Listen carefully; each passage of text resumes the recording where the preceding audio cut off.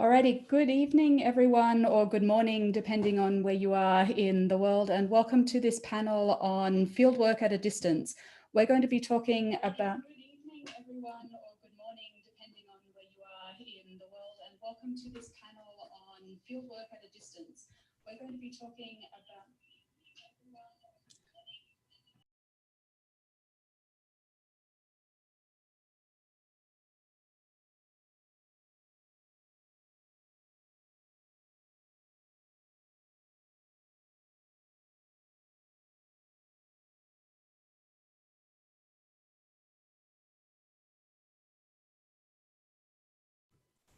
Sorry for the pause for that. I was getting multiple echoes and multiple versions of myself. Let me just make sure I do not have anything playing at a distance.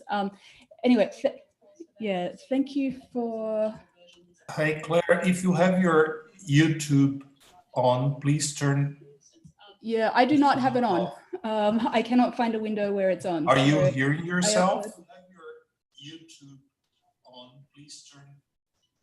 So if you have any any open browser, just turn it off. Okay, let's try that. We will see if we have another echo. Hello again, many times, and welcome to this panel on linguistic fieldwork at a distance. I'm joined by three other panelists today, Emiliana Cruz, Ruth Singer, and Stephen Morey, and we are going to be talking about a couple of different aspects of language and fieldwork and working with communities from different parts of the world, sometimes closer, sometimes much further away. We come from several different parts of the world, from Australia, from Mexico. We'll be talking about several different language situations in South Asia, in North America, and in two parts of Australia. With that, I think I'm just going to give you a very brief introduction to our timeline and our plan for this evening. After this introduction, we will have the 4 talks. There'll be about 20 minutes each. And we'd like to hold questions until the end of the session, if possible. You're very welcome to ask questions in the chat. In fact, we encourage you to ask it in the YouTube live chat so that we can see what they are, what the questions are, and as they are going on. We'll then have plenty of time at the end of the presentations for a brief wrap up and to take any further questions and questions that have come through the chat in the meantime. Our order of presentations is first we'll have Emiliana Cruz, then Stephen Morey will be talking, then Ruth Singer, and then I'll be bringing up the rear with my presentation. We have the presentations, they're all PowerPoint or PDF, and they're available from my website for the moment, pamanyungan.net. So it's P-A-M-A, I put it in the chat window, but in case it's not there, it's P-A-M-A-N-Y-U-N-G-A-N, pamanyungan.net. And all the presentations should be there and available for you to download and follow at your leisure. So with that, let me hand over now to Emiliana, who will be talking about her fieldwork at a distance.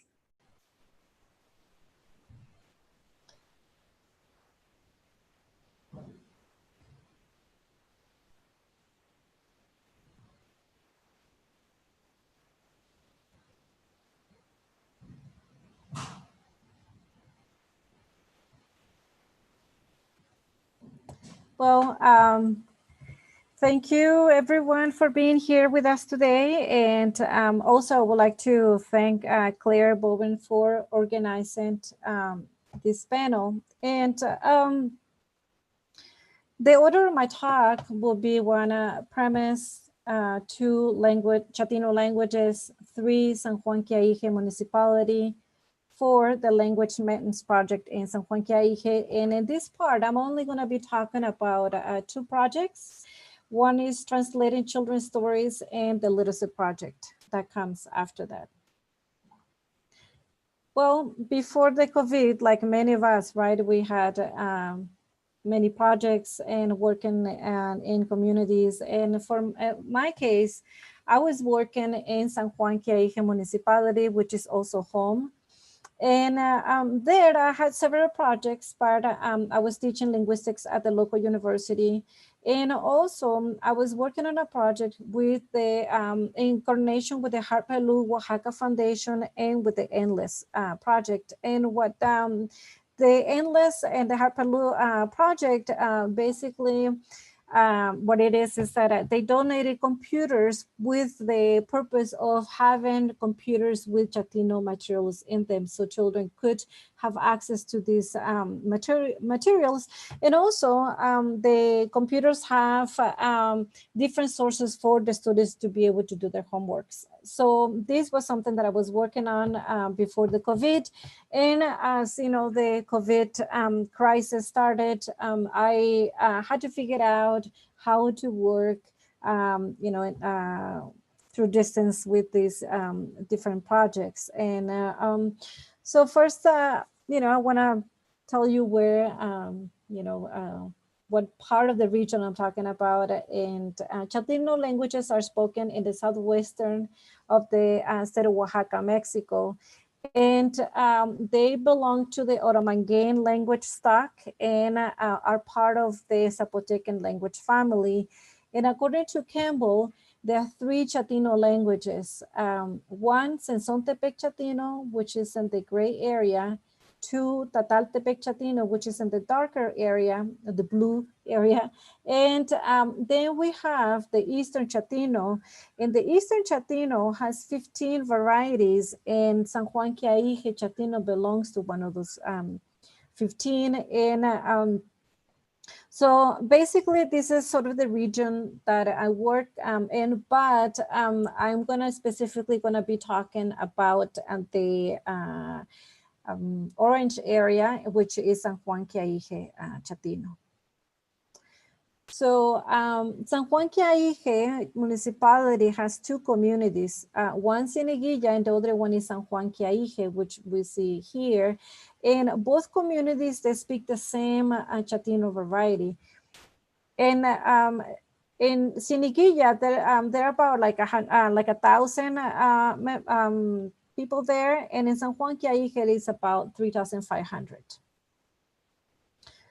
And in this community, most people speak Chatino, and but also many people speak Spanish and also English as well. And we are finding, you know, that most children are acquiring Chatino as a first language, but also we find new generations that are not acquiring Chatino, so they're only speaking Spanish or English. And but you can still, you know, hear children playing in the streets using Chatino. And also, Spanish is the language of instruction in local schools. So even though we have indigenous education in this municipality, but teachers only use Spanish. Sometimes they are from the community, and sometimes they also speak Chatino, but they teach in Spanish. So, but we also have teachers who are not part of the community, and so they're being forced to use only Spanish. So overall, they only use Spanish. And most people are subsistence farmers, and there's also a mass migration to the United States and also to Mexican, other Mexican cities. And very common in Mexico, there is you know, widespread prejudice against Chatino languages, as you know, for other indigenous languages as well. And often they're called like not languages, but you know, dialects. And but in this municipality, also people are really proud, and young people are like, you know, they're really, you know, happy to be able to, you know, speak Chatino and to show it. So, and, you know, we see this, you know, pride in there, but also they want to learn, you know, how to speak Spanish and as well as English. And when I, you know, began the talk, I talk about what I was doing when, you know, before the COVID-19, I was, you know, working in different projects. And as part of the project that we were working with the Harpelu Foundation and with the Endless Project, is that the computers that were brought to the community, they had like a lot of information about the Chatino language. And one of the things that we were working at the time before the COVID-19, we were translating stories from Spanish or from English into Chatino.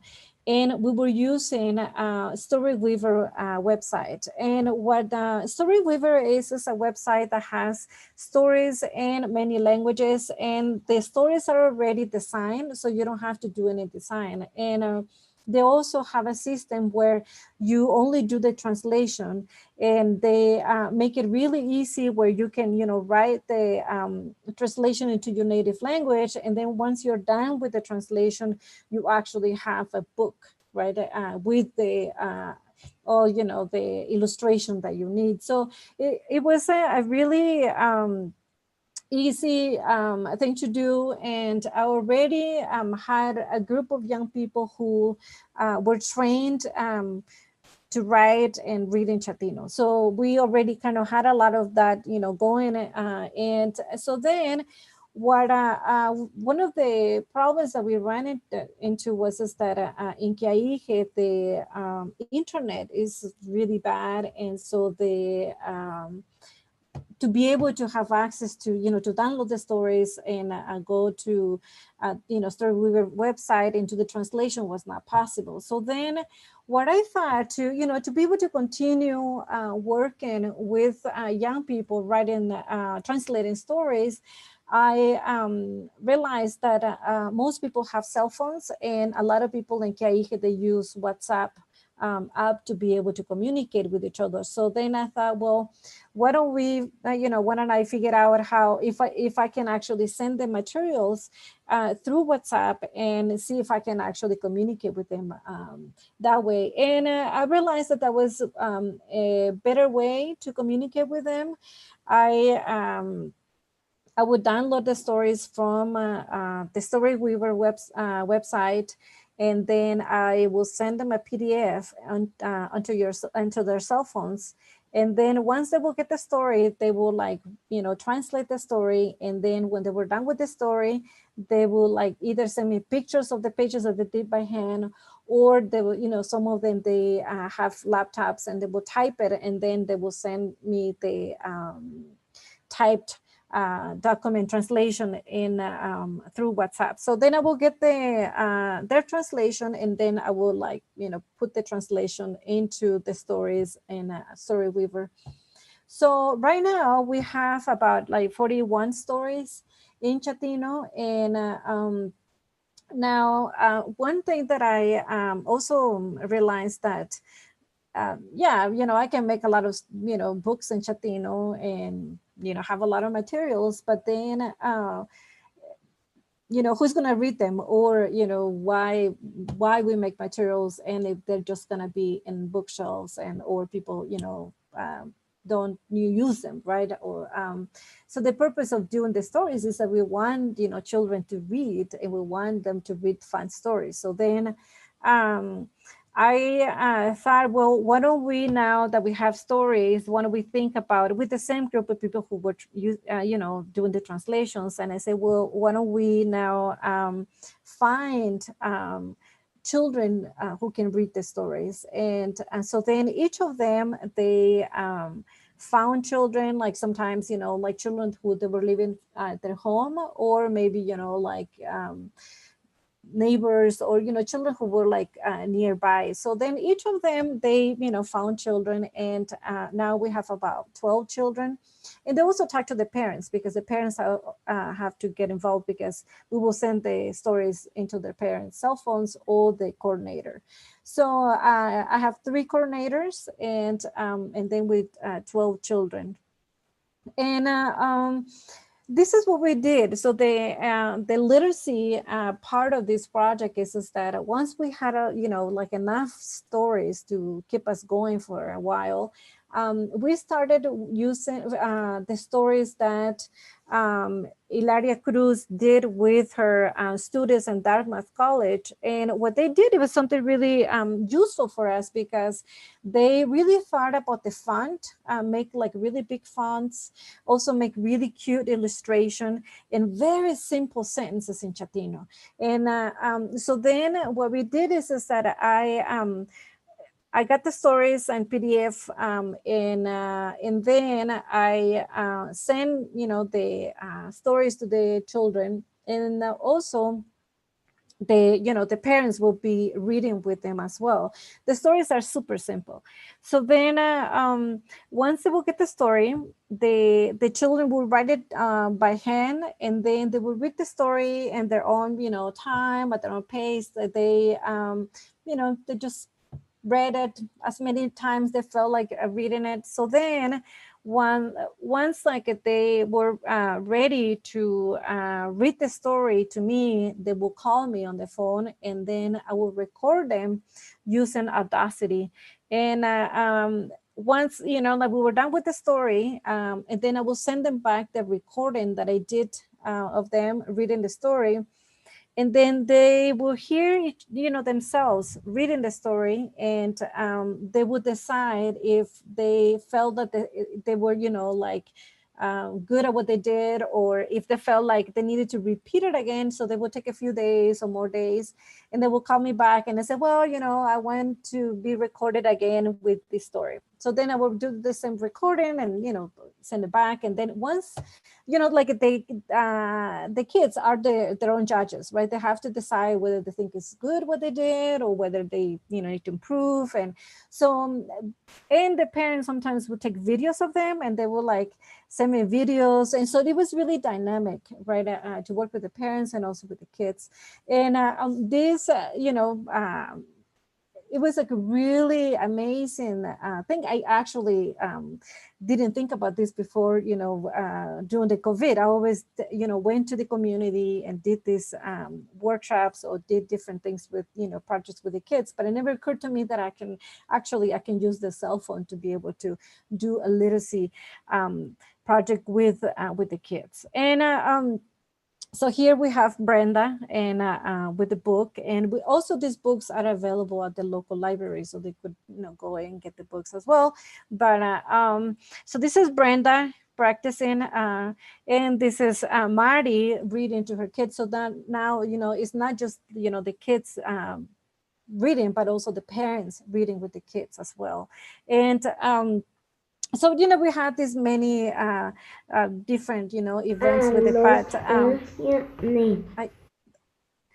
sorry, I wanted to show you now a clip of Brenda reading the one of the stories.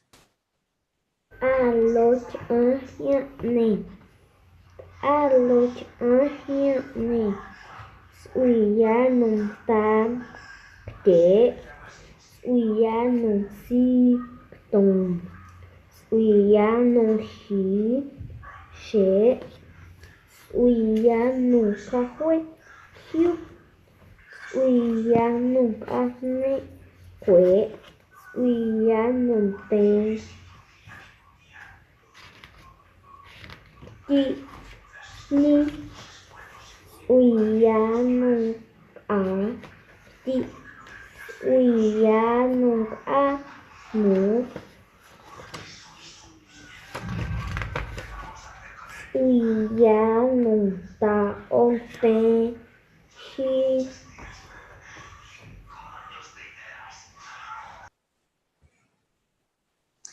Well, this is one example of the parent taking a video of their child reading the book, and so I have many videos, and we have this interaction, right? This really dynamic thing happening with this reading using the cell phone. And like I said before, that this didn't occur to me, and I just realized that actually there is a possibility to do literacy using the phone. And so now we are moving. And also one thing too that is important to mention, that once the child is done with one story when the child feels that, okay, I know how to read the story really well. Now I can move to the next story. So then they will, I will send up the next story. So then we just keep going. And now that we have the 41, stories translated in a story weaver, now we have stories for them to just keep going, right? And that's something that I feel that I'm really happy the way this kind of naturally started like moving, and we started like translating the stories, but then I didn't think that, oh, well, this is going to be really popular thing, but people like children are really interested in like having, to read stories. And also I think they like the idea that they read it to somebody else. Like they don't know me. They actually, they just know my voice because I've been communicating with them using, the phone. So I think it's also exciting, right? To read to someone stranger that, talks to you in Chatino and, records you and then sends you back the recordings, and you have, these discussions with them. But I just wanted to say that it is something that I feel that I am, continuing with the project that I was working on before the COVID-19, and that I still like feel that I'm not really far from home, from because it's sometimes like now I can't really go visit my relatives, and so sometimes it's kind of hard, but I'm constantly like getting calls from children that they want to read, and so that's something that makes me really happy and keeps me going, and that's it. And thank you very much.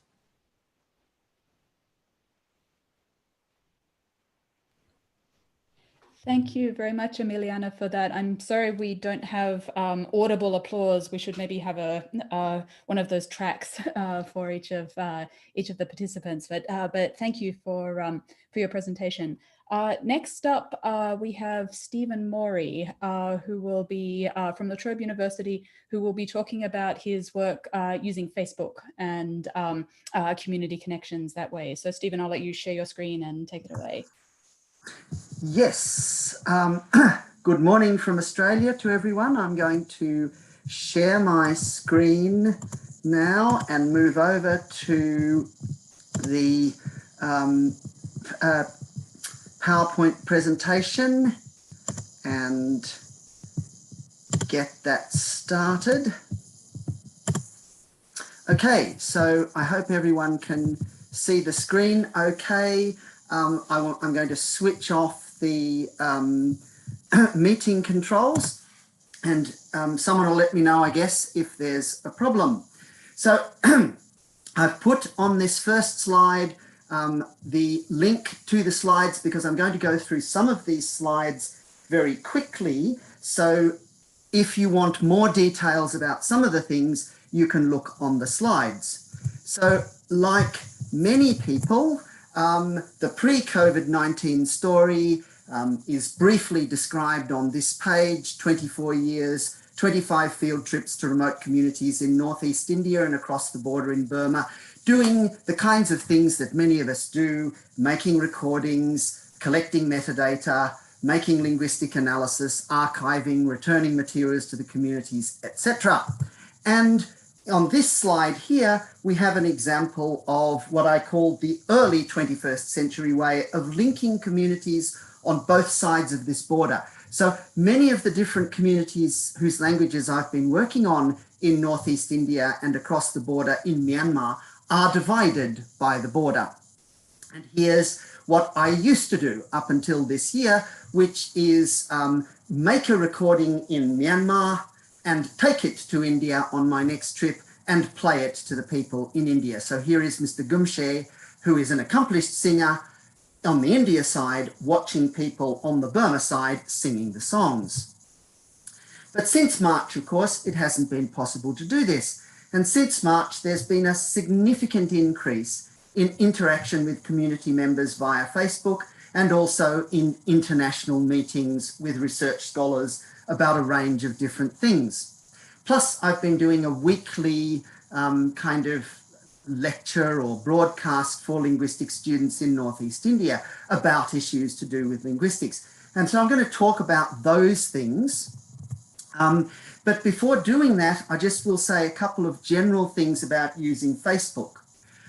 Two things I'm not going to talk about today is some of the issues with Facebook. So one of the issues is that Facebook is used to spread rumors, lies, inaccuracies, etc.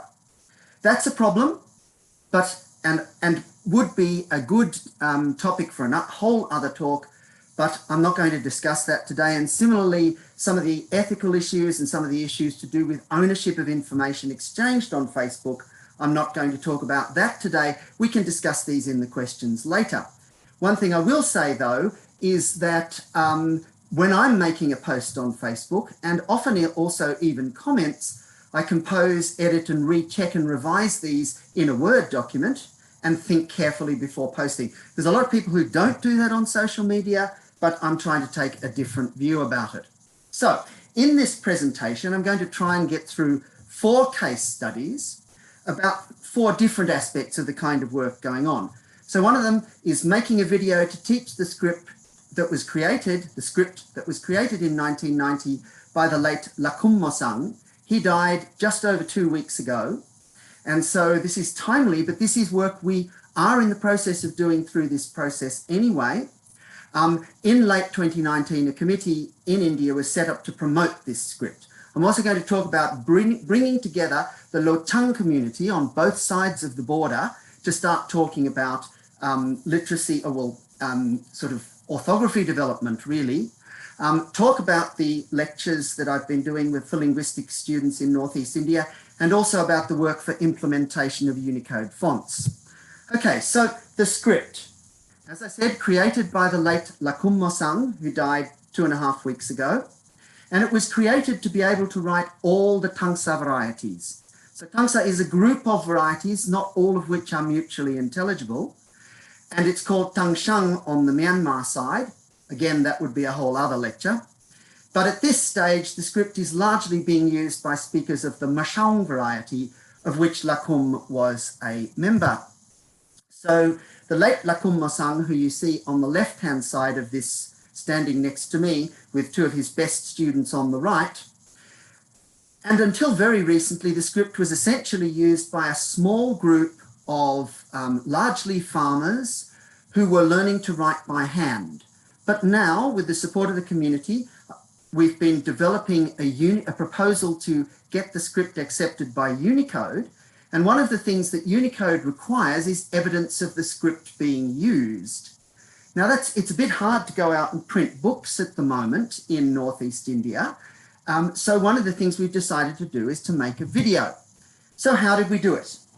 So my main consultant in Mashang, Wanglung Mosang, and I discuss on Facebook what needs to be in the video.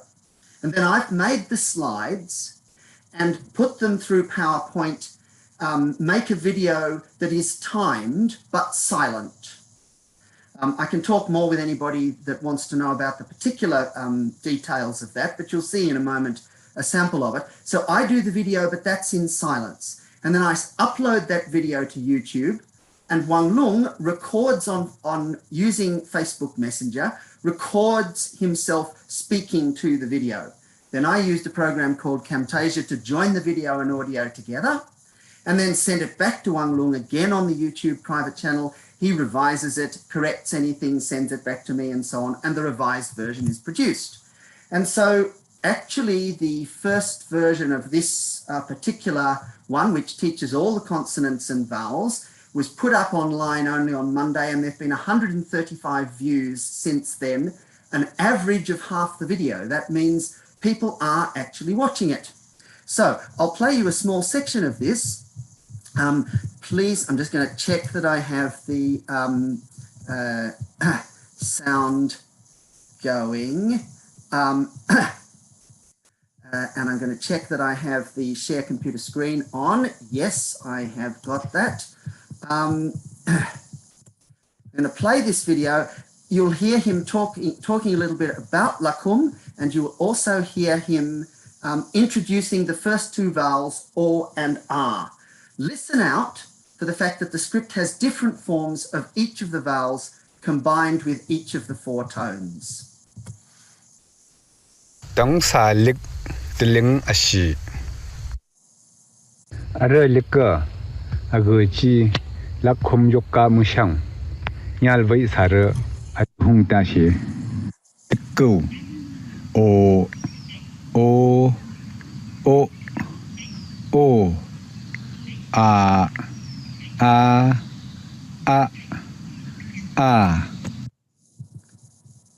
I'm just going to play that one more time. It's not very long. Dong Salik Tiling Ashi Arelika Aguchi Lakum Yoka Mushang Yalvai Sara at Hungtashi. Go. O A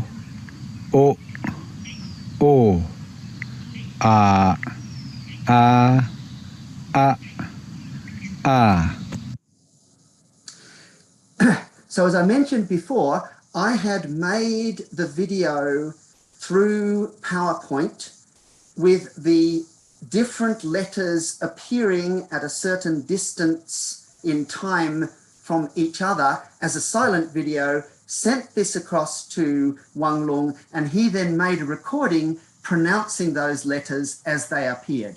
And that's how we did it. So how do you actually make a recording on Facebook Messenger?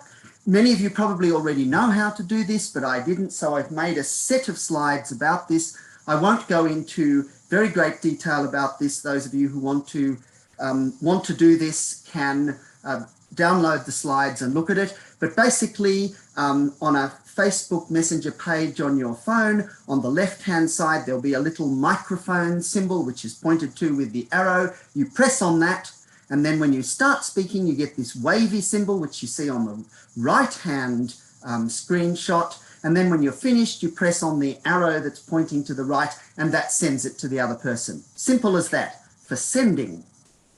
Actually receiving it is a little more tricky. You can download it using the mbasic function in Facebook. And I've given you the link there, and this is an example of what the file looks like. And you can see there, it says Wanglung Kilim, Kilum actually in the local language, and there is an audio clip waiting there to be downloaded. You can also download all your Facebook posts and Messenger chats, and this slide shows you how to do that. You first go to settings and then your Facebook information. So this is where the settings is found in Facebook. So it's the top, the arrow pointing upwards to that little downward arrow, and that brings you to the settings menu. And then this one is your Facebook information. And then you can decide what you want to download across what level of dates. So I will let anyone who wants to go through that in more detail download the slides and have a look at them. My second case study is to do with developing the Lochang orthography. So as I mentioned at the beginning of the talk, many of the communities in Northeast India and Myanmar have not had a lot of contact with each other in recent times. Just going to check the chat that there's nobody asking me an urgent question. No, it seems not. And so developing the Lochang orthography. So the Lochang is one of those communities that is found on both sides of the border, but there hasn't been a lot of contact between them because the border is a fairly hard border. So I have met people, though, from that community on both sides because I've been fortunate enough to visit both sides. So on the 14th of May, I put a post up on my Facebook page saying that I'd been chatting with my old friend Dato Langching. Now, Langching is the Romanized spelling of the general name for this community.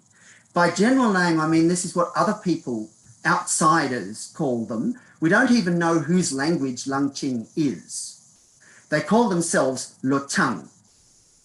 So I'd been chatting with Dato Langching, a member of the Langching Tangsa or Tangshang. Actually, in their own language, they're called Lochang. It would be really nice to bring them together from both sides of the border. And so simply we started a group chat. First of all, it was just me and Dato. And then gradually we introduced other people. So 16th of May, in the morning, I sent a good morning message, named the group as the Langching group, and gradually people have been added to it. As you can see, the bottom message there, I want to discuss about writing the Langching language, or as you would pronounce it, more like Lochang. Now, on the Burma side, there has been developments in terms of orthography in recent years. So something called the Tangshan Naga Unified Orthography, which is a single orthography but usable by all the different groups, has been created largely by Kamlan Binkam, based on earlier orthographies that were first developed in India by the Reverend Longkap Yangatungwa. So the TNUO is more or less standardized and can pretty much be used for all the Tangsa varieties. So every time we find a new variety of this so-called language, it may have new sounds in it that were not present in others, but essentially it is intended to be usable for all. But it's not known in India. So what I'm doing at the moment is working with Kamlan, who is a speaker of Shekye and Mungre, which are different from Lochang, but also with Daniel Moyo, whose mother tongue is Lochang and whose mother is Lochang, to make a word list of the language and thereby work out the best way of writing it. And we're having discussions about things. And I'll give you an example of the discussion. And this is one of the really interesting things and useful things about Facebook. You can keep an account of all the discussions you've had and the process by which you reached the decisions you're making. So I sent them 2 questions about the spelling of the word for earthquake and the spelling of the word for moon. So there was some discussion about the middle word, the middle syllable of the word for earthquake. Now, Lochang is a notoriously challenging variety to pronounce. So this word would be something like Rhyengmao, but I am not a Lochang speaker. But the question was, how should this second syllable, yeng or ying, be pronounced? Was it Y-I-N-G? Was it Y-E-N-G? Was it J-E-N-G, etc.? And both of them have agreed. But with the word for moon, there was some disagreement. So, for example, the Z and the X, incidentally, are marking tone categories, not consonants. And as you'll see, Kamlan said he thought it should be Y-I-Z-P-U. Daniel had earlier written Y-I-X-P-U, and then Daniel says Y-I-P-U. Here, P-U has a unique sound. So there are things we still have to work out about this particular word. Okay, my third case study is about communication with linguistic students and the wider community by regular video. So I have 4,500 Facebook friends. Most of them live in Northeast India. Most of them are members of different communities. So for the last 3 months, every Friday morning at 11 a.m. India time, which is 3:30 in the afternoon in Melbourne, and I've no idea what the time is where the rest of you are, I've been making a lecture to talk about some aspects of linguistics. The way I do this, I set up a Zoom meeting that has one attendee, me, and live stream this to Facebook. My university, which gives me the Zoom account, had locked this feature and I had to request to unlock it. I learned that from Ruth Singer. I save the Zoom recording for later upload to YouTube so that people who don't have a good internet connection at the time can still see it later, and have set up a YouTube channel for Linguistics of Northeast India. You have the link. These are designed for the students there. Live lectures are more satisfying for me than pre-recording, less temptation to spend a large amount of time editing apart from anything else. After the Zoom lecture is closed, I jump on Facebook Live and people have a chance to type questions or raise issues. We used a similar method recently to speak to a group of students who are studying the Wancho language in Northeast India. And you will see on the right-hand side a post from Jatwan Wangsa, one of the teachers there, who I had met a couple of years earlier, about the fact that I had been talking to the students while they were doing their language course, learning the script that Banwang Losu has created for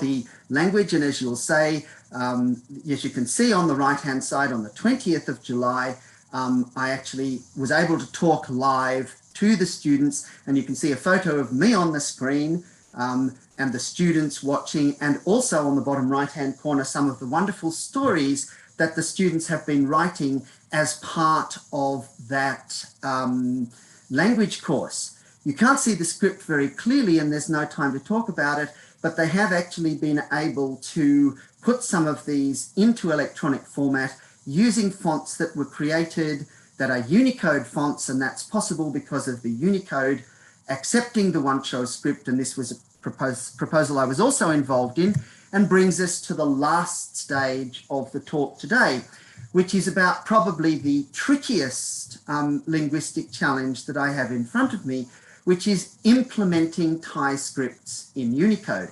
So the Thai communities of Northeast India, and I'm sorry I'm jumping from one language to another, but this is not so much today's talk about a particular language, but about particular methodologies of doing work. The Thai scripts of Northeast India are traditional scripts that go back hundreds of years. Unicode's mission from their website, everyone in the world should be able to use their own language on phones and computers. 100% agree. But the situation with the Thai Pake, Thai Aiton and Thai Kamti in Northeast India is that though their script has been encoded since 2007 or so, a decision made at the time to encode the consonants on the same point as Burmese means the communities are not using Unicode. Why is this? Well, what the community wants to see are letters that have little black dots on the corner. So if you see the very first symbol on the top left there, you'll see a little black dot on the top left-hand side of that. But what they mostly get, for very technically complex reasons, is not this. And people say, of the top one, which I typed with my pre-Unicode font directly into PowerPoint, they say of the top one, that is our script. They say of the bottom right-hand one, which is what you get when you type it into Facebook, that this is not our script. So what are we doing about this? Well, it's a very complicated technical point, and there's no one who understands all the issues. Implementation, font design, keyboard design, updating platforms, etc. So there's lots of discussions and meetings going on. I talk with people in England, I talk with people in America, I talk with people in India. And you can see there the quote from Jalkalingna Manoy of the Kamti community, what they want. Finally, I'll leave you with links to some of the YouTube channels that I've set up where gradually the materials that I've been recording over the years are being put up for the community, and there I will stop. Thank you. Thank you very much, Stephen. That was very cool. Next, we have Ruth Singer, who will be talking about her fieldwork at a distance in North Australia. So Ruth, I'll hand over to you to share the screen. Actually, while you're setting up, I'll just remind you, you can ask questions of us in the chat feature at any point, and we'll be taking those questions at the end of all four of the talks. If you have comments, questions, etc., please put them there, and we will put them. We'll address them in an order after the talks. So Ruth.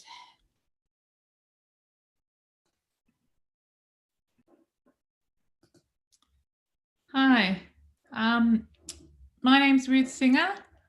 And I'm based at the University of Melbourne in Australia. And thanks a lot for coming along to our panel. It's great to be able to talk to people all over the world about this.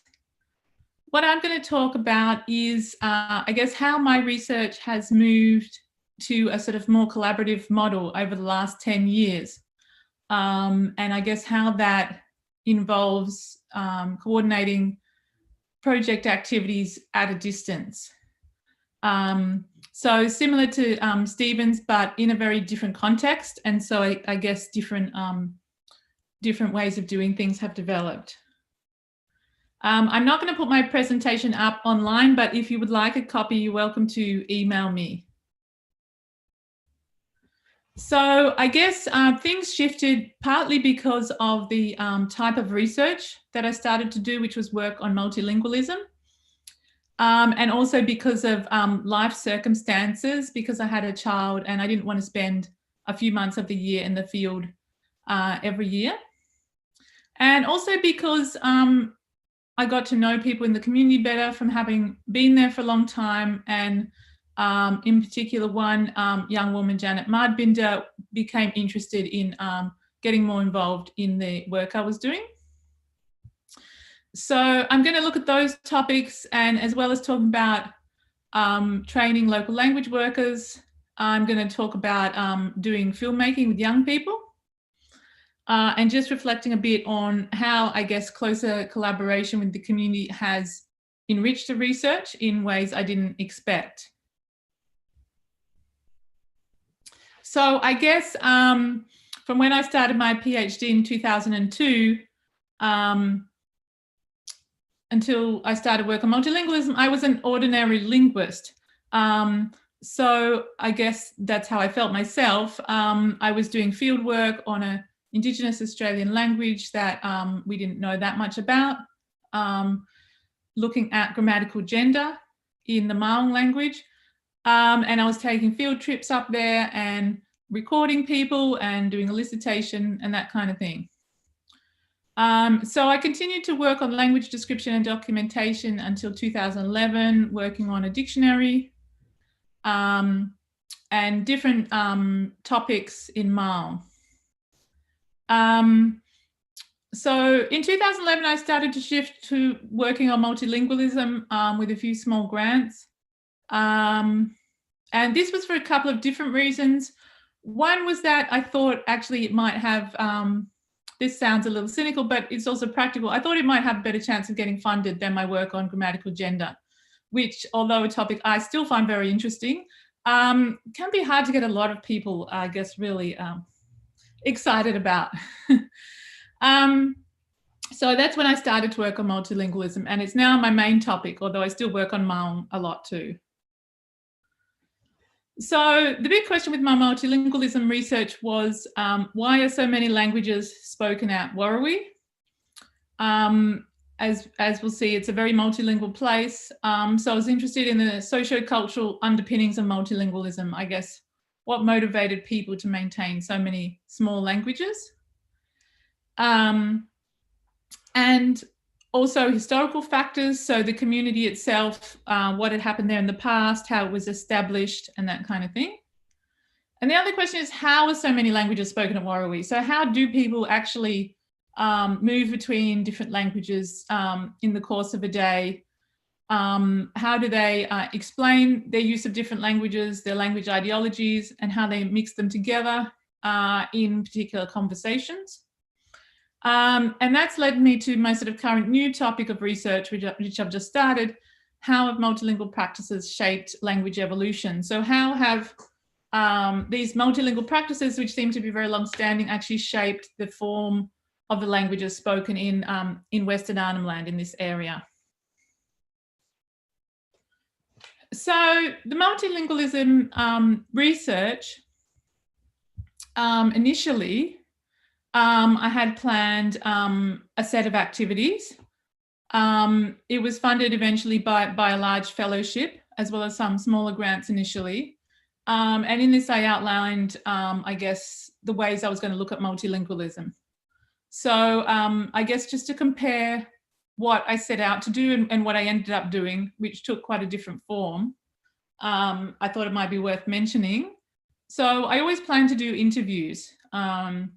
So sociolinguistic interviews and also linguistic biography interviews, where you sort of ask people about their languages and their life story and how those different languages came to play a role in their life and they came to use them at different times in their life.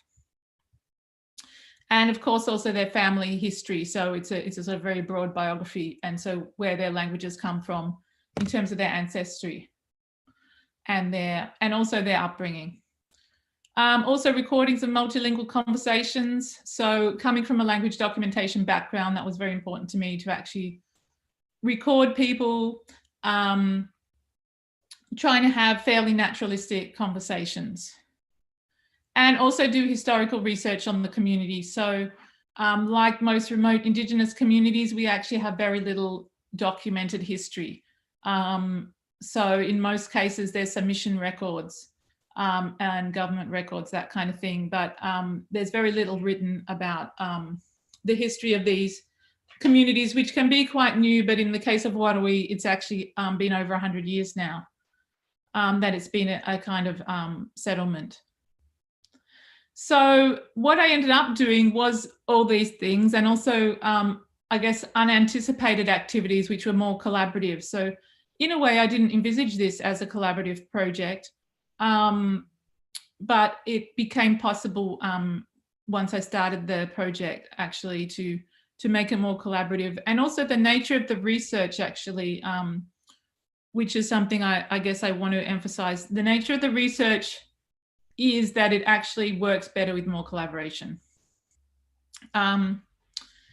So when I was being, I guess, what I now call an ordinary linguist, which is not at all to say there's anything wrong with that, it was mainly, during my PhD, it was mainly me and one old lady, Nita Garijalalug. We worked a lot together over a number of years, for months at a time, sitting together, and we were doing elicitation and checking constructed examples and that kind of thing. So I guess more unanticipated activities were training local people to lead interviews and to make recordings of conversations, and also training local people in transcription and translation, which we do in the ELAN app. And also joint talks at conferences, which is something that's just happened the last couple of years due to mainly, well, two things, but mainly possibility of funding from universities to fund Indigenous people to come and co-present talks, which was actually sort of excluded by a lot of the funding rules in the past. So these different activities and also unexpected forms of data that I didn't expect to be analysing in terms of looking at multilingualism, which is films made by young people, which were made as part of projects I was running sort of on the side, so sort of non-academic projects funded directly from the government, not research funding. And digital ethnography, so connecting with people more and more on Facebook, and that sort of becoming a way to, I guess, read people's posts about their own views of their life, their culture and their language, and that sort of helping with the understanding too. So I just wanted to mention that I'm talking in this talk about collaboration with Indigenous people at Warui community, but this sort of, I guess, expansion of my research into a more collaborative mode has actually involved collaborating with more researchers, I guess, of a different type as well. So in this picture is Isabel O'Keefe, who also does research at Warui on language and music. And so it also involved collaborating with musicologists, I guess, so a broader range of academics, and stepping outside what I guess I felt was the boundaries of linguistics, collaborating with anthropologists and also filmmakers. So that actually helped with the community collaboration, because then there was more people who could support people in the community to develop skills, for example, in transcription or filmmaking and that kind of thing.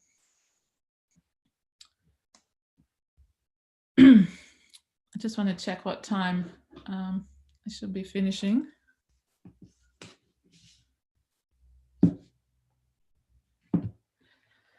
Claire, if you want to send me a little message about when I should be finishing, that would be great.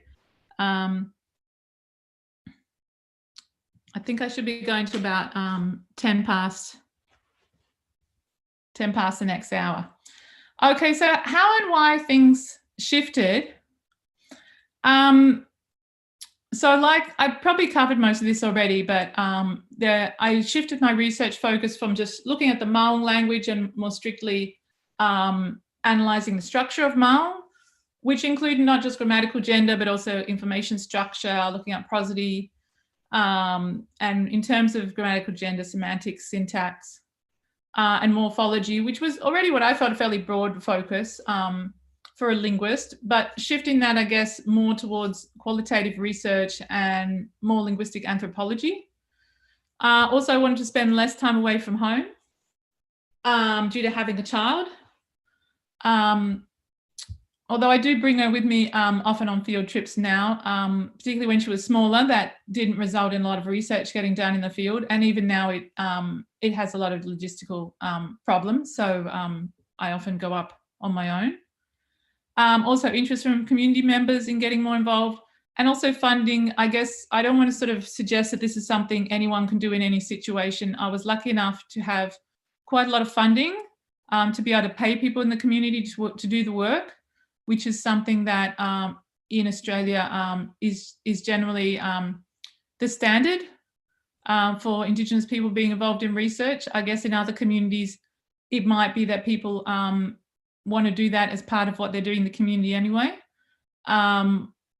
But in Australia, it is very expensive because we need to pay people, because Indigenous people have worked without being paid a lot in the past.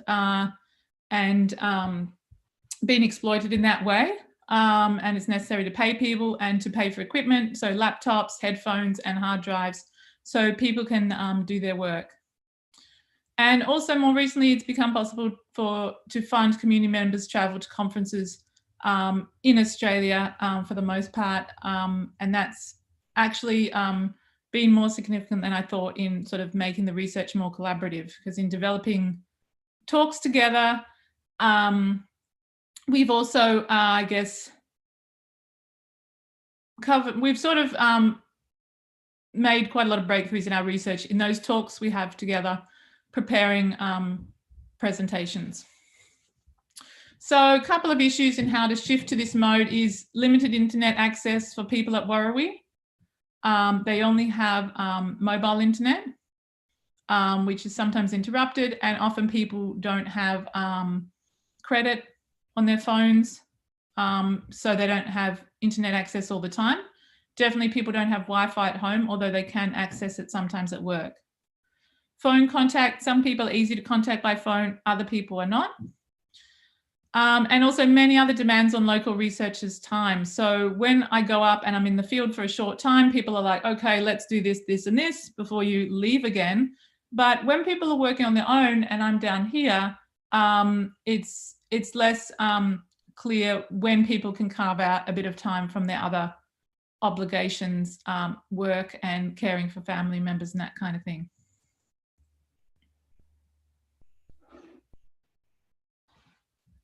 So just to give you a bit more of an idea of where I'm talking about, here's a map of Australia, and the little black square here is this map.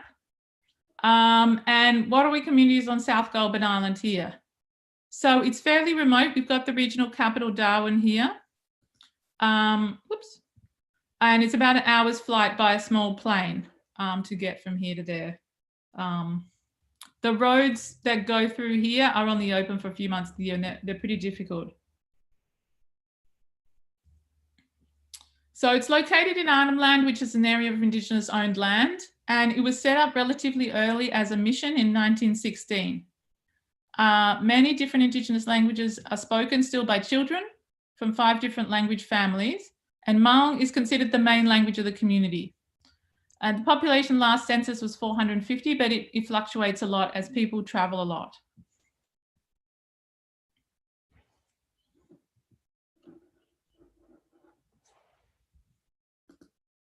Sorry, I'm just going to check that chat.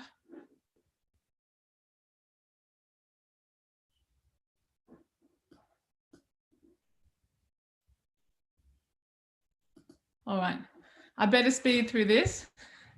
I thought I was going to make my talk too short, but you never really know which way it's going to go. I think I'll be fine with 5 minutes. Yeah, so in terms of, so I'm going to focus on 2 ways that the work's become more collaborative. There is a couple of other stories I could tell, but just to keep it simple. One is training local people to do research. So we've done training with quite a few people, but there's 2 people who particularly have really, I guess, taken off with it and done a lot of really important research, and also seem to get a lot out of doing the work, which is great. So I'm going to focus on Janet Mardbinder, who I've worked most closely with. So it started when she was doing her final year of school, and she wanted to, and she chose language as one of her subjects. It's a sort of, it's a different kind of year 12 that she was doing, which is more practical and sort of like internship. And so she and her grandma asked me if I could work with her on her language work subject, and I also worked with her teacher. And so she started doing that. And so she was very interested in technology. So I showed her how to make recordings and how to improve the sound quality. And she recorded some stuff with her grandma as part of that school project. And then when she finished school, I employed her part-time as a research assistant through Melbourne Uni. And she's done a lot of work. So she's developed skills in translating and transcribing Maung, Gunwingu, and Gunbalang in Elan.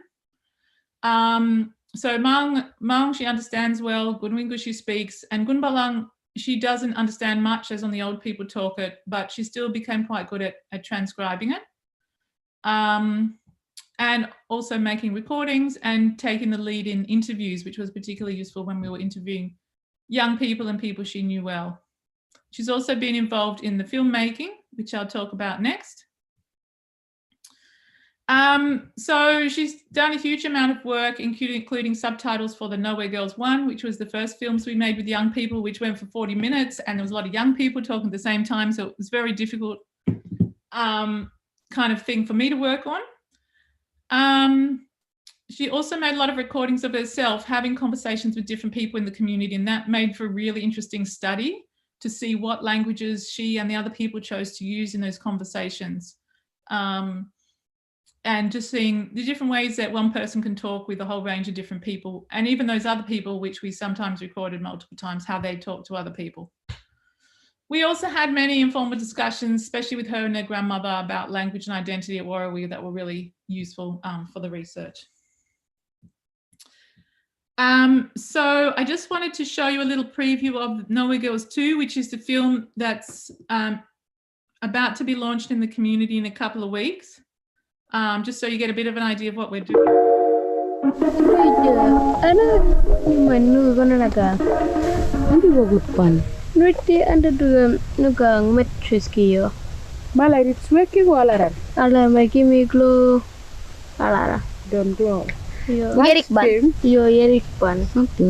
be done in somewhere where these places we gotta take it for more power. Anywhere, I don't know more.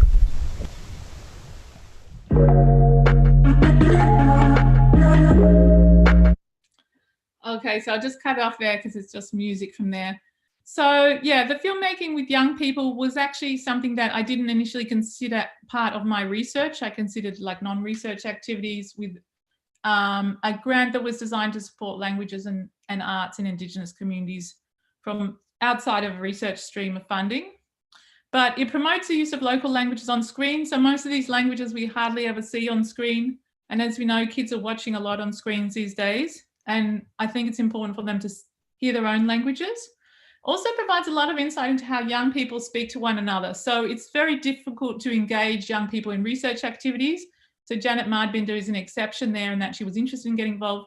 It's very hard for young people to relax when they're being recorded because they know, you know, that different adults have different opinions of how they should be speaking. And so actually the use of languages in these films, although people might see it as not naturalistic, often does seem quite naturalistic in terms of it matches what I hear, how I hear young people talking outside of the film. And it's, yeah, so it's been really useful just for documentation. And just so you know that I can't do everything, I did employ a community filmmaker who's very experienced in working with disadvantaged young people, marginalised young people to create films, and they come up with the plot together and everything. So just to summarise, making research collaborative is often promoted as the most ethical way to approach research, and obviously it is, but I think that obscures the fact that it's also very good for the research. So although I did this particularly as I was moving into a different kind of research that was more linguistic anthropology, I also feel that this kind of research would actually be useful, is also useful to my more traditional I guess what I consider straight linguistics work on Maung. So particularly training local people grows, improves and diversifies the corpus. You get more people involved, different kinds of language use, different speakers. Broadens community support for the project, which is very important for success of your project. More people know what's going on, they know what you're doing, they understand better why you're doing it. And through people being involved in your research more, you can have deeper discussions about what you're doing, planning the project, analysing data. And what's been really crucial to my multilingualism research, which I call building shared understandings, which is basically, in some sense, me understanding what's going on, but also them understanding what I'm doing as well, which presenting at conferences and stuff like that and university visits has been really crucial too.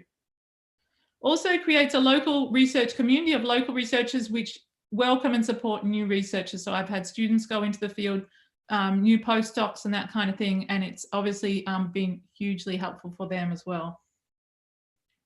So often as researchers who work with endangered language communities, we really feel pulled in two directions, as on the one hand doing research that's valued in the academy, that's going to have those, you know, high impact publications, and on the other hand doing things that are valued by the community. So creating community resources. And I think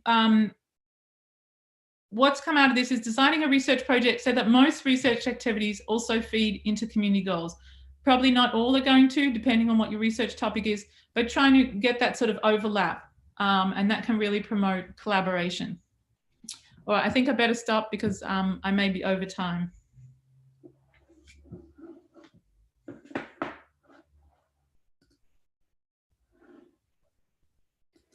Cool. Thanks very much for that, Ruth.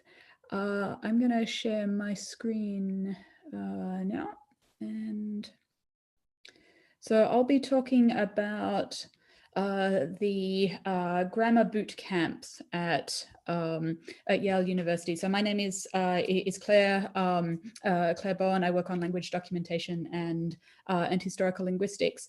And this boot camp project was one of a number of things that came out of outreach work through the Chirila project.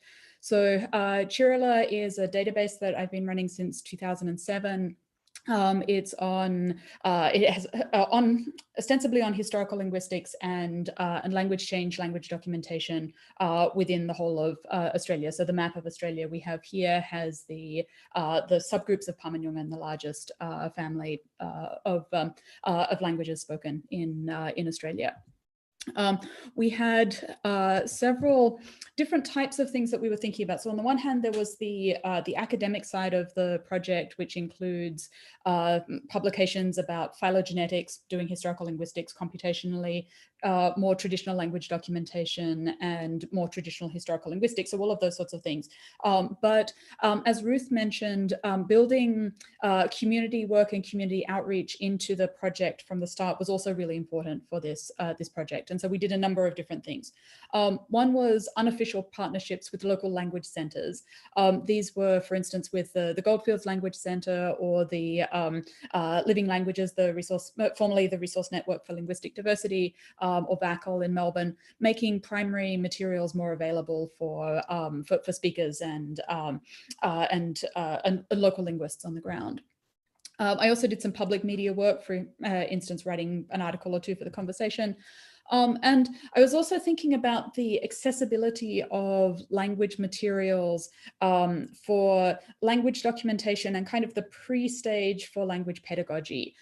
So with the communities in Northern Australia that I've worked most closely with, we had a lot of field notes and we had a lot of interest in making school materials or materials which were more useful to community members. And there's a kind of processing stage that goes through the analysis and documentation and extraction of materials for that can then feed into the pedagogical work. We're in the process of getting the Chirula data together for a lexical database, I came across all of these field notes that had not really received any secondary analysis and had not were not really in a position where communities could use them for a number of reasons. For instance, they might be in handwritten orthographies using out-of-date IPA symbols, so they might have been written in the 1950s or 1960s. They might have been organized in a way that made sense to linguists, but would have required a great deal of extraction in order to use the materials for pedagogic work. So, for instance, working with many different types of sentences all at once, that sort of thing. Hello, Claire, can you hear me? Yeah, yes. You don't seem to have your PowerPoint on the presentation mode. We're seeing... Oh, you're seeing the slides? Yes, we're seeing all the different slides and in small form. Oh, okay. I am very sorry about that. I didn't check which of the screens was which. So, okay. So what I'm going to do is I'm just going to do this and I'm going to maximize it rather than spend a lot of time organizing things at this point. Perfect. Yeah. Thanks for that, Stephen. Claire, can I help you with that? I will need to switch the monitors over, and it's probably okay. So a 15-minute presentation. So if you're okay with this, then I'm okay with this. It's fine. It's fine. Thank you. Okay. Right. So I guess you won't get the animations from the PowerPoint, but that's not a problem. Okay. So yeah. So the other thing that we were doing were these grammar boot camps. So what does a grammar boot camp entail? Well, it's where a couple of undergraduates, students come together, working with a professor, with me in this case, working on someone else's field notes and texts, audio recordings in some cases, intensively for a period of time. We consult regularly with communities and local linguists on the ground, and we write a sketch grammar and make other materials for the in consultation with the community for community needs. And it's called a boot camp because we do that in 1 month. Okay, so it's a very intensive, very focused set of work on a particular set of field notes and text for a particular language, with the aim that at the end of a month, we will have a substantially complete sketch grammar plus additional materials to work with. So my talk today is about how to do that. These boot camps started actually in 2014 was the first one. Like Ruth, my fieldwork travel capabilities were curtailed by small children, and so I was thinking of ways to maintain connections with communities and also do things that that would be useful in terms of training and I guess pedagogy for linguistics within the local community at Yale. So we ran 4 boot camps on this NSF-funded project. I'm hoping to do more in the future. I haven't had one for a couple of years, but hoping to have more in the future for 5 different languages. So Chupan, Ngalia, Kantiliwanga, Guara, and Nunga in 2017. And this photo is Andy Jang, who is one of the students who was involved in the Chupan the Chupan boot camp.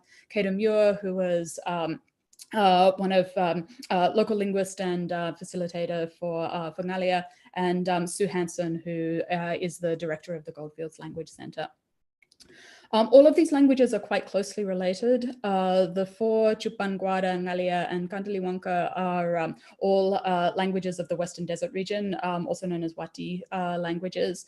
Nunga is also related, but less closely. It's in a different subgroup of Pamanyungan. That helped the boot camps as well, of course, because we were bootstrapping from somewhat similar materials from year to year as well. As I mentioned, the origins of the boot camp came from learning about materials that were documentary materials which were available but less accessible than they might have been. And so Sue Hansen from the Goldfields Language Center and I collaborated to figure out how to make this work at a local level for the logistics. So I was, as I mentioned, looking for documentation and experiences for students in the US. Sue was working with communities in Western Australia and had, as part of the Language Centre, many types of field notes which were preliminary amount of work had been done, but anyone who's worked in a language center knows that there are many, many demands on everyone's time for many different purposes. And so having students or having people who could have the time to sit down with focused and analytical work for a month made quite a difference for these materials. So you might be wondering, why write a grammar in a month? Why not 2 months? Why not 3 months? Why focus on grammars? So I'd like to focus on that for a bit now. I think there are benefits to several different constituents. So partly the benefits to the communities, as I've mentioned, for making language materials more available, not locked up in handwritten field notes that might be in archives, which are on the other side of the country, or even if they're computer files, maybe not in a format that can be readily used for language learning, or even if they are for texts or narratives, not in a way that that works well with how communities work.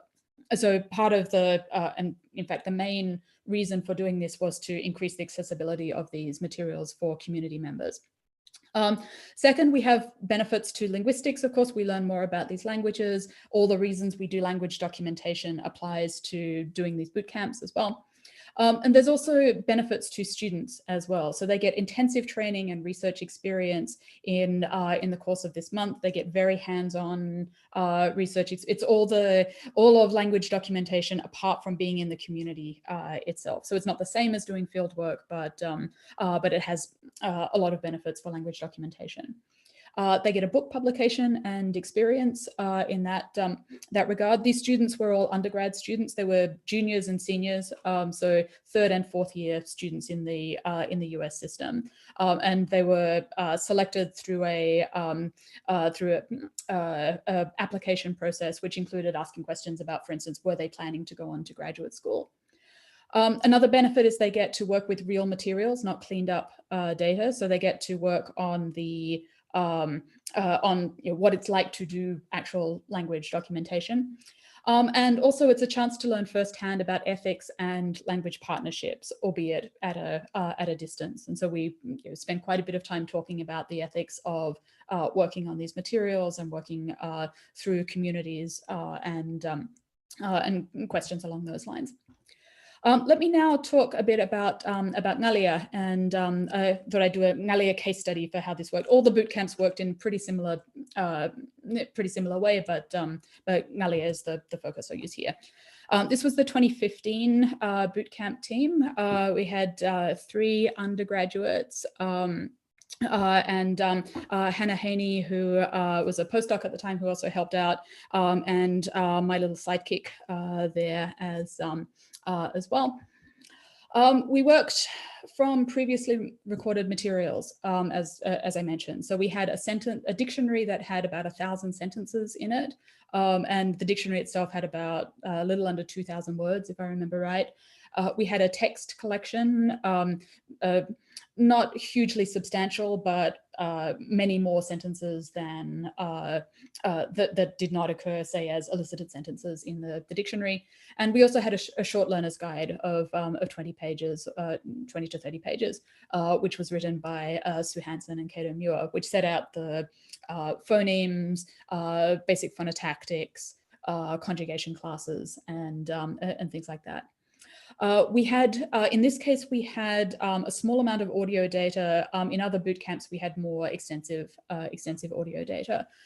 In this case, the materials were collected primarily from a single person, from Cato Muir. In other cases, we had more dialectally varied material. So for Noongar, for instance, we had material from 20 or 30 different varieties, which of course changed the boot camp quite substantially. Now, how do you run a boot camp when you want to write a book in a month? I think there are a couple of things that are pretty crucial for this. One is to be very concrete about the requirements at any given time. So the task of how to write a grammar in a month is a gigantic task, right? But figure out from this dictionary how locatives work is a much more easy to grapple with task in the moment, right? So we know how we would find out about how locatives work. We look up examples that have places in them. We look at the learner's guide to see if there is a locative case. We then search for examples in the dictionary and in our tests, and we gather our materials that way, and then we check on what our thoughts are for the analysis and refine, write up, etc., etc. Okay, so having very concrete tasks is crucial. Having regular small deadlines, general life thing, is pretty good, but particularly appropriate for this. We met daily, so we had a lot of contact and were able to resolve questions as they arose. And we also spent some time reading the grammars of related languages and broader typological materials. So of course, we're not trying to prime our analysis by assuming that our work is identical to, or that Ngalia works exactly the same way as Chupan or as Nanatara or Pintupi or other Wati Western Desert languages. But we can use the prior materials on closely related varieties to get a sense of the sorts of things we might want to look out for, and then see whether what we have in the text is consistent with that or obviously different from it, or whether we can't tell at this point. So that's kind of the way it works. We worked on a 2 to 3 day topic cycle. So for instance, we might start at Monday morning, 9 a.m. meeting where we would assign the topics for the day. So one person might work on locatives, someone else might be working on numerals, third person might be working on adjectives, for example. They would get their tasks and questions, and they would spend the rest of the morning working on that particular topic. And their aim by the afternoon meeting, 3:30 or so, would be to have a brief handout with a first analysis. So what data had they found? What are their thoughts about how to analyze it? And then we would go through all three all three hypotheses at that point fairly quickly, but just to check that things look like they're on the right track, obvious questions, unknowns, etc. at that point. Then after the meeting, they would write that up and get feedback, and then revise again. And by Wednesday morning, I would have a reasonably complete sort of first and a half draft of of 3 different sections of the sketch grammar. And on Wednesday morning, we would start again with a new topic and do that on a 2 to 3 day cycle over the course of a 4-week period. We were also able to have Skype sessions with language speakers in some cases. So for the Quara grammar, we were able to work with Geraldine Hogarth and Laxi Hogarth-Redmond from the Goldfields Language Centre, and in collaboration with Sue Hansen, where we would prepare questions in advance. We would listen in while Sue asked the questions, and we'd all write down the answers, and we'd have a chat and so on, of course, as well. So it was not remote field work where we were asking all the questions, but we were listening into a local session. And we found that worked better than having us ask the questions remotely when we didn't have, say, long-standing connections with people working through the language center rather than Sue. So it was a little bit less alienating to have a local person doing the elicitation in a way that was more familiar to the people we were working with. So for results, we had for Ngalia, so 130-page sketch grammar, which covered all the topics you would expect in a sketch grammar. So we're not talking full reference grammars, but we're talking about something that would support further work and would certainly support a set of lessons, pedagogical lessons, for instance. We included a lot of examples, as many examples as we could, and we were aiming in the description for clarity. So we avoided a lot of terminology, not entirely, but we wanted to make it as useful a collection as possible. And this grammar was accepted for publication by Asia Pacific Linguistics and is currently sitting on my desk waiting for the final copy edits and typesetting. Okay, so that was one set of results. So our first set of results was the sketch grammar, and that was particularly what we were aiming for. But in the course of working with the materials for Ngalia, we also did a lot of work on the Ngalia dictionary and other materials as well. So for instance, we had some widespread spelling standardization things that we needed to do. we made sure that all the entries had examples where we could find examples, and conversely that all the words in examples were also represented as head words in the dictionary. So we were able to add to the number of head words in the dictionary. We added more examples from the texts. We regularized and added the paradigm information, so there was more grammatical information in the dictionary itself. We edited and expanded a number of glosses and things like that as well. So we ended up expanding the dictionary at the same time as working with the sketch grammar. And we also did some lessons and exercises that came out of the materials that we'd been working on as well. I want to say a little bit at this point, just before wrapping up a bit, about the quality of the work. So when we're thinking about these things as linguists, we're often thinking about the writing a reference grammar is a major undertaking, right? It's something that takes years and decades in some cases. The Bardi reference grammar, for instance, didn't quite take 10 years, but it was 8.5. So it was something that took these grammars take a long period of time. We all know how our understanding of languages evolves. We know how we make mistakes. Those of us who are working on languages that we don't speak fluently, that we make elementary errors that we then come back and discover months later, and so on. And so there are obvious shortcomings in working so intensively from a position where no one in the group doing the preliminary analysis is a fluent speaker of the language. So faster is definitely not necessarily better. I'd argue, however, that there are advantages with the boot camp that mean that some of the worst possibilities for major errors are avoided in this case. So first of all, that the work is collaborative, both with local linguists and community members, and also collaborative within the group at Yale. So we can catch each other's errors. We're able to ask questions as we go. We're getting feedback from language speakers and linguists who know these languages quite well, and so that means we're unlikely to go very, very far wrong, even though of course there's always the possibility for error in analytical work of this type. I'd also argue that having something that's accessible but which has gaps or some errors is a better state of affairs than something that will be done in the future. So remember, we're working from materials which are currently not available for community members at all, and we are making those materials more available.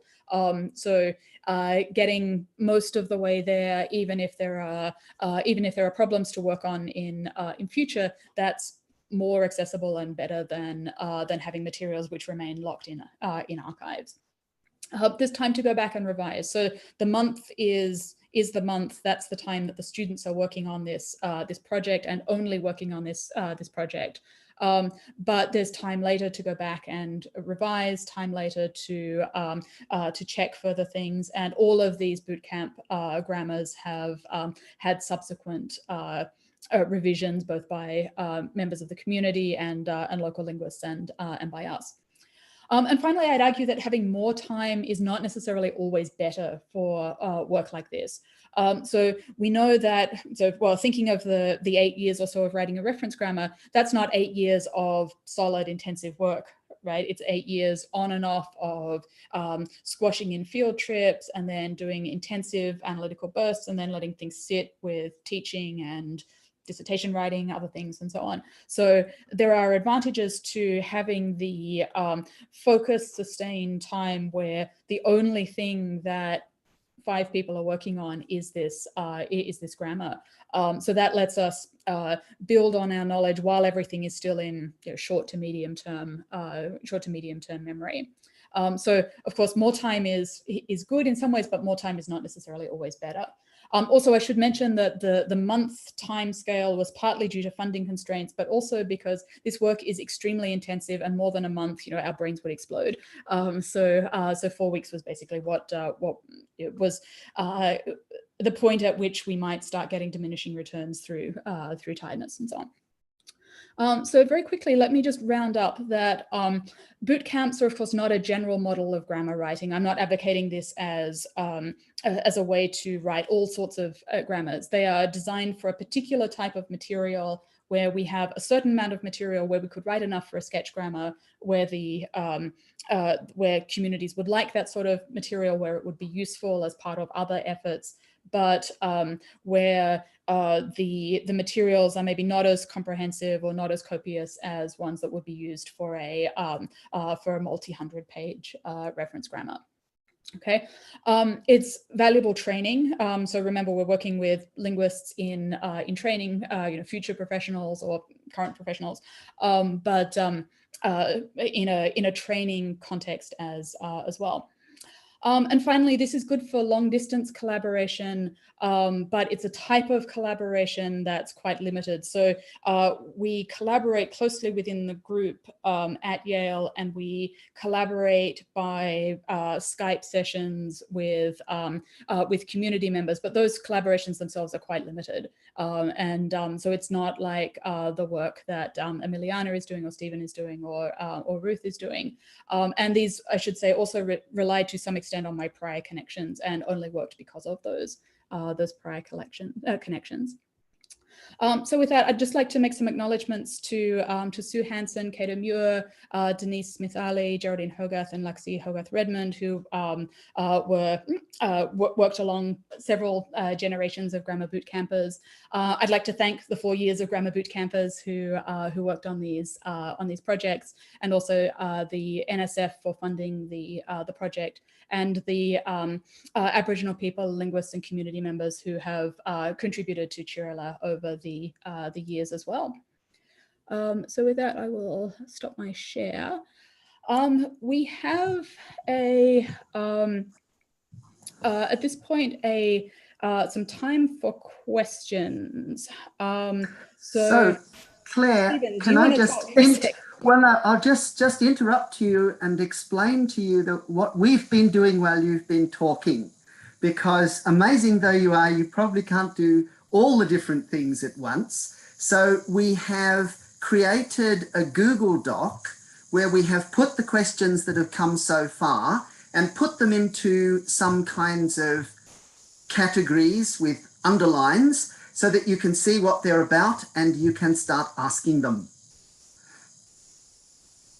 Excellent. Thank you, Stephen. I have opened the panel. I'm going to be looking sideways because they are on my my other monitor. I'll bring it a bit closer so that at least I'm not looking too far away. So we have questions for all participants. Thank you very much to everyone who has put questions in the YouTube chat or the Avrelin chat. If you want to continue asking questions, that's also fine as well. We will keep monitoring that as questions are asked. So we have. Yeah, just before you do that, so shall the rest of us on the panel, we'll keep putting things into that Google Docs as they come up and arrange them so that you can ask them. That sounds great. That way I'm not monitoring many different, well, I will be monitoring many different windows, but yeah, one focal place. Okay, so our first question is for Emiliana, and these are questions about the process of creating the stories. So we had a question from, I guess, Tia Spear 2. Are the stories read in Spanish first and then explained in Chatino by consultants? Or are the consultants looking at the images and then explaining in Chatino what they believe is happening? So in my presentation, I talk about two different things. One is translating the stories, and then the other one is the literacy. So kind of like putting the application of the stories, right? So first with the with the translation part. So what it is that we are using a platform called Storyweaver, which is open access and is a project that is based in India. And the platform is that they have like many languages there. So you can choose any story sometimes the stories are in English, sometimes are in Spanish, sometimes are in, you know, like Mandarin. They're like in many languages, right? So what we do is that since I was the one who was like choosing the stories to send to people in the community via WhatsApp, what I did is that I will go to the website, and I would choose a story that sometimes was already translated in Spanish. But since it's free access, open access, sometimes people who are learning Spanish, they practice translating the story. So sometimes the translation is a little bit different from the Spanish that we will use. So what I would do sometimes is that if the story was originally in English, I would translate the stories myself. And then I would just send them the Spanish version, and they will get the story. So then not everyone is translating. So this is just the people who are being trained, who are being taking linguistic courses with me, who write, who do, you know, like who are very familiar with the writing system. And so in that sense, they read the stories in Spanish and they translate the stories into Chatino, but it has to make sense. Sometimes some of the stories, for example, they come from more like, you know, Indian culture, right? So they have to figure out how to, you know, translate that into Chatino. So sometimes they use, you know, some of these like local ways of doing things, or like sometimes local names. Sometimes, you know, the names and in India, like, you know, they will be a little bit difficult to pronounce for kids. So then they would like, you know, do one that is, you know, something like more local. But that's the process of the translations.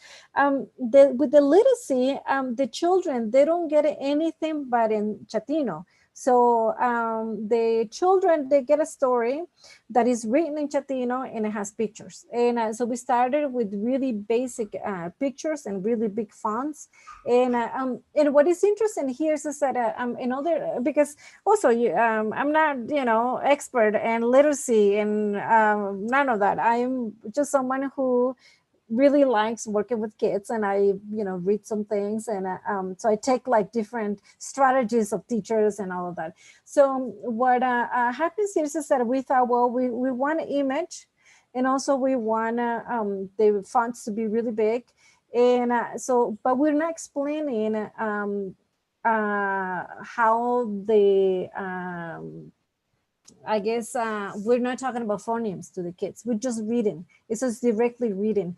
So a lot of them are like in first grade. Some of them are in second grade. Some of them are in third grade. Some of them already read in Spanish. Like I mentioned as well, that in school, they only teach in Spanish. So in the alphabet, we use the Roman characters. So in a way, you know, it's not that different, but it is different in a sense that you see the tones and you will see the glottal stops, and so the children only get Chatino, and the parents or the people who are part of the literacy project, they read to them in Chatino. So this is all, but the ones who translate, they do get the stories and Spanish to translate into Chatino. Cool. Excellent.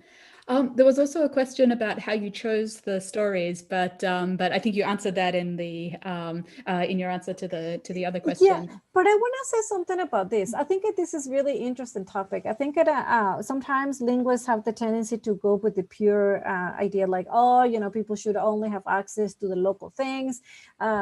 You know, like it should be like, let's say if you live in a farm area, oh, it should be a farming. It should be about you know, local stuff. And I'm actually not, I don't agree with that, because I think that what is important is that children want to get to know the world. They want to see like people from all over the world. So what happens is really interesting with this, with the story weaver stories, is that a lot of the what is uploaded there is from India, from Africa. So we want children to see you know, other cultures and, you know, different stories. And for example, about coconut, right? And we don't have coconut, but there is a story about, you know, how to, you know, what coconut is, you know, like what it does and the tree and all that. So kids are really fascinated by those things. So I think that we need to, people sometimes are kind of tired of like looking at the same thing, and you know, you look at the farm and you live in a farm, and so I think that we have to combine this, and you have to make, you know, children to look at, you know, animal stories and the you know, other cultures, and so I think even parents, they're really excited to see a book that is illustrated, that it has like different things. And so I think that's I don't choose local things, and also because the story weaver gives us already stories that are already made, and we just translate them, and once we are done with the translation, we have already the book, and the let's say that the design is not a local, it's not a Chatino design, is from somewhere else. And so I actually invite people to go see this website. It's really neat because it has stories from, you know, all kinds of different languages. And so hopefully the idea that we, you know, have with Storyweaver platform is that we would like to do like voice over the stories, which I think it will be really unique as well. But yeah. Great, thanks. Our next question is to Ruth from Nadia Taganova. Are on-site research assistants trained to communicate the more admin side of things with respect to the community? For example, recording intellectual property? Yeah, so when I train people to make recordings, I also start with discussing informed consent with participants, which can feel a bit odd for community members to talk about that with other community members, but yeah, both discussing informed consent and going through the consent forms and the plain language statements, and also then at the end of the recording talking about where the participants would be comfortable for that to be archived or to be displayed on the community website. So yeah, that is part of the training. Here's another question for Ruth, but it's applicable to other members of the panel as well. So these are questions that probably have different answers in different areas. And so this is from Rosa Maria Rojas Torres about the importance of support of local authorities or traditional governments in projects. So she asked particularly about the Nowhere Goals project. So do you need to work with local authorities or the councils to for permissions? Yeah, definitely. I guess there's a group of elders who are particularly interested in language who I work with closely, and then also the most important political leaders, I also make sure to keep in touch with them. Obviously that's a lot more difficult at a distance, particularly the political leaders who are often very busy and hard to catch even when you are in the community. But I think, yeah, having all this stuff set up beforehand has made it easier to keep doing stuff at a distance. Stephen, do you want to talk about any local government interactions and how that works in areas you're familiar with? Thank you. Yes. So just thinking about, for example, the issues of agreeing on orthographies, agreeing on writing systems for a particular language. So if we think about so I talked a little bit in my talk about the different Tangsa or Tangshang varieties that are spoken on both sides of the India-Myanmar border. So you have two countries, you have state and regional governments, you have different systems on the two countries of sort of tribal government and so on, but also the groups that, the different language varieties that are grouped together under the heading of Tangsa or Tangshang are quite diverse, and at the level of the particular group you will have different forms. So as an example, many of the Tangsa community members have converted to Baptist Christianity in recent years, And in Northeast India, a decision was made that people who were members of the Baptist Church would use a particular orthography and a particular language variety in church, and that this would become the standard language. Now, that hasn't been accepted by everybody, so it has been a balancing act to move between different kind of traditional governances. And the other thing I'd say that something like Facebook has a potential to open up some of these decisions to people who might not have been included in decision making in the past. So it is, I think, yes, it's very important to keep in touch with everybody. So over time, there has been a gradual shift to an acceptance that the orthographies that are being developed should be able to be used by all the different language varieties for them to write the way they speak. But how you go about making those decisions, it is complex, and it is a continuing process.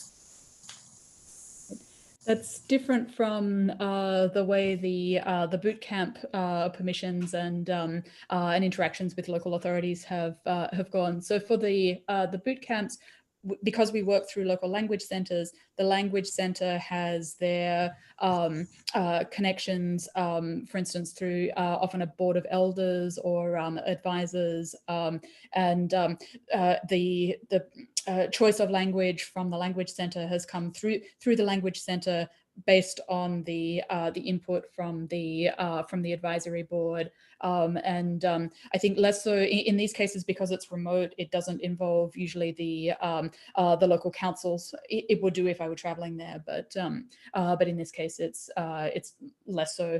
They're less involved with that, and so the language centres do a lot of that sort of interface. Emiliana, how do things work for you with local governments? Yeah, it's a little bit different because I think I am from the place where I do my work. So I in a community like this, people know what you're doing, and they so yeah, so it's basically like it's known, but I also do what foreigners do.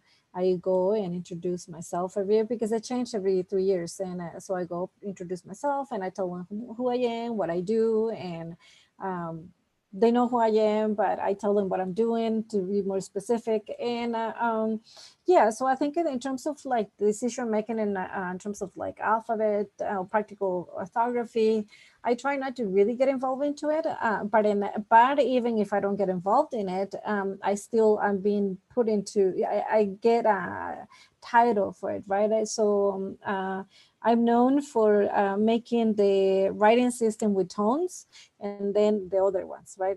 So we don't, and I think when I teach to people, I think I don't tell them how they should write. I'd explain about how the language works, and then they can choose however they want to write. And I just, when I read their work, they just need to tell me what are the, characters they're using for, what sound they want to. So yeah, so but they often, the authorities, they do tell me that we should come up with standardization, that we should work on standardizing the writing system, because that's how Spanish is and that's how it should be, right? And usually my position is really straightforward, and I said that that's not my position, and that it's important for me to allow people to write, and then at one point there will be, when everyone will write, they will decide for one alphabet. But by making the pedagogical materials and by writing, I'm also part involved in it as well, right? So even if I'm not saying that I don't have a position, that people can write however they want to write. So then with the product, with the stories or the translations, the people that translate the stories, they write the way I taught them to write. So then it is, I mean, in some ways, guilty for influencing those people for writing the way I write. So I like to complicate things. So I don't really have like a straight answer to say, well, we're doing this or that. But I think it is when you work in indigenous communities where it's not just like so straightforward. There are some many politics involved in local communities that I think there are times that these politics get involved and people like get upset or they're really happy or so it is what it is. So I find it to for me like a really happy to be able to work at home and also be able to know the politics of the community, know what to do and what not to do. And but yeah, so that's what but yeah, definitely I work with the local authorities.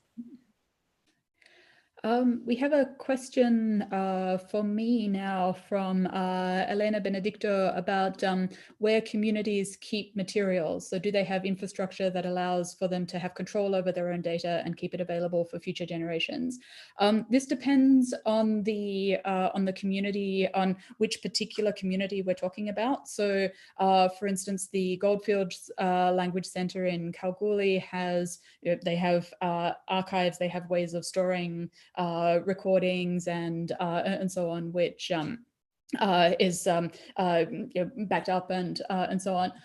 We provide copies of materials where we can, so that might mean photocopies or local printing in Perth that then get shipped to the community.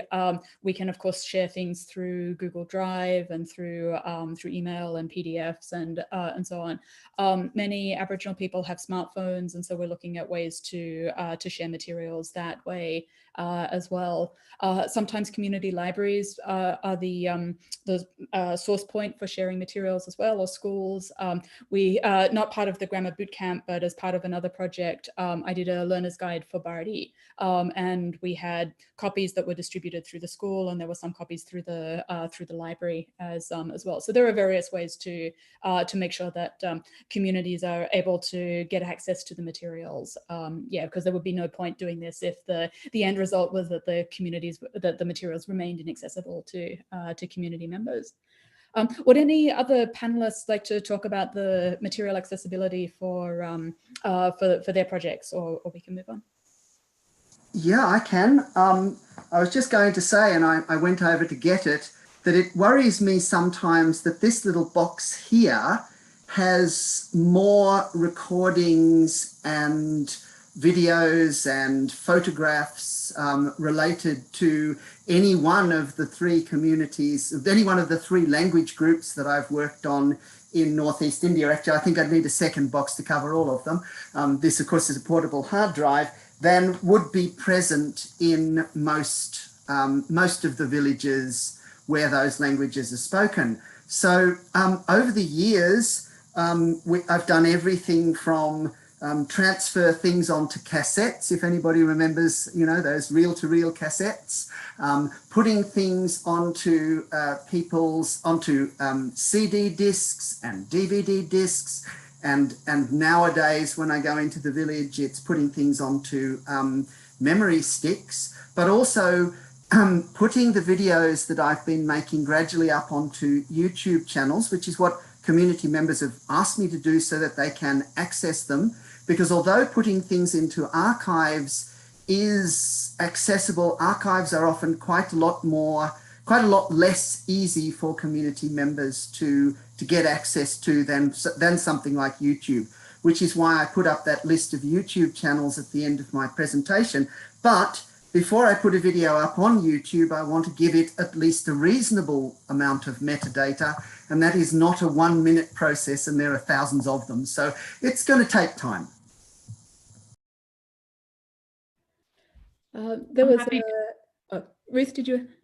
Oh, I just said I'm happy to give an answer to that question too. Sure. Yeah, I agree with Stephen that in addition to archiving things in the language archives, we also need to present things in a way that's more accessible for community members. So the community I work with, navigating even a very well-designed archive is going to be difficult. So I've also built, in parallel with that, a community-oriented website that has videos and is more easily searchable and doesn't require a lot of literacy in English and that kind of thing. We should also mention that there are community archives based on the Mukurtu platform, MUKURTU, which was developed for knowledge sharing in Australian communities, which have various levels of access and so on too. There's a comment from Amanda Delgado regarding training for linguistic students, which I wanted to make sure we had a discussion about, and then we'll probably have time for maybe 1 or 2 more questions after that. Amanda mentions it's a pity that training and this kind of work is not considered as part of our research work, especially if you're still a PhD student. I'd like to both say a little bit about that and then hand over to panelists as well for their thought. And I hear this from time to time, but I also see both quite a bit of pushback against it and also many ways in which it simply isn't true. So for instance, writing reference grammars as dissertation projects is possible, doable, done in many linguistics PhD programs in different parts of the world. As Ruth mentioned, the work that comes through collaborative work is just better academic work to start with. She mentioned both the ethical considerations and the other considerations as well. Having a strong empirical focus even for a theoretical based PhD is absolutely crucial. And so being able to work with primary linguistic data, or knowing the ways in which the circumstances of data collection can affect the theories that are being worked on is a crucial part of doing linguistics as well. And finally, and perhaps most importantly, there are many professional linguists who do this as part of their research work and do research on these topics. And so I think it's really important not to exclude that, or not to say it's an either or. And yeah, so I guess that's my 2 cents, but I'd like to hand it over to panelists as well to hear your thoughts about this. So, Emiliana, would you like to start, or? Well, actually, I didn't understand the question. The training, or what was it? Yeah, so the question was I guess that the comment was that it's a pity that training and this kind of work that we've been talking about is not yet considered part of research work, especially for PhD students, that it's kind of an optional extra. I don't think it's just for PhD students. I mean, when I was at UMass, and basically when you're going through tenure, this kind of work is considered as like your service and is not considered as academic work. So it is, I didn't get into graduate school or, got educated because I wanna, have tenure, but it is interesting that how universities don't consider this as something that is, academic, that is worth, showing as academic work. And so I will say that not only graduate students face this problem, but I think that when you are going through tenure, and so I think that a lot of the times the full professors or the people who already got the tenure, then you can do this kind of stuff, right? But because you have secured your your position, but I think this is really different from people like me, that we're indigenous and we're part of the community, and we don't get to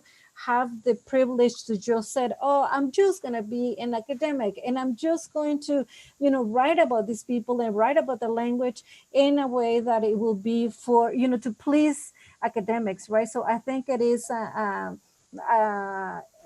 we don't have that choice, right? And so I think it's a problem that is, in different institutions, that they don't have, they don't understand the importance of this kind of work that is academic work. So I guess the question then becomes, how can we make sure that they understand and make sure that the credit is given for institutions that don't do this? Yeah, sorry, Ruth.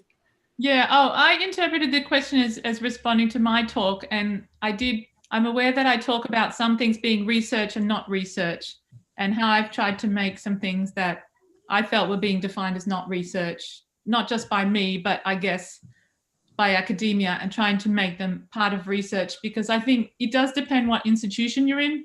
But even working in fairly supportive institutions, I have felt like people do encourage, like Emiliana said, you to do these things, but in addition to everything else you do, because, you know, because it's not necessarily going to lead to some important academic publication. And, you know, in Australia, our universities are counting everything, you know, and making a film with young people doesn't count. So yeah, I think it's definitely still an issue. Yeah. I think we've just about run out of time, but if just one final point I'd want to say is, I think all the things that we are trying to do are all good things, and all the things we've talked about today are all things I would like to be able to do, but we all only have one life, and we just got to fit as much of it in as we possibly can. That's a great note to end on, I guess. So thank you very much to Emiliana, Ruth, and Stephen for your presentations. Thank you to all the questions and comments in the chat, and thank you to Aberlin for organizing such a fantastic series. And it's been absolutely great to see all the different areas of linguistics that have come out, and great to be a part of that as well.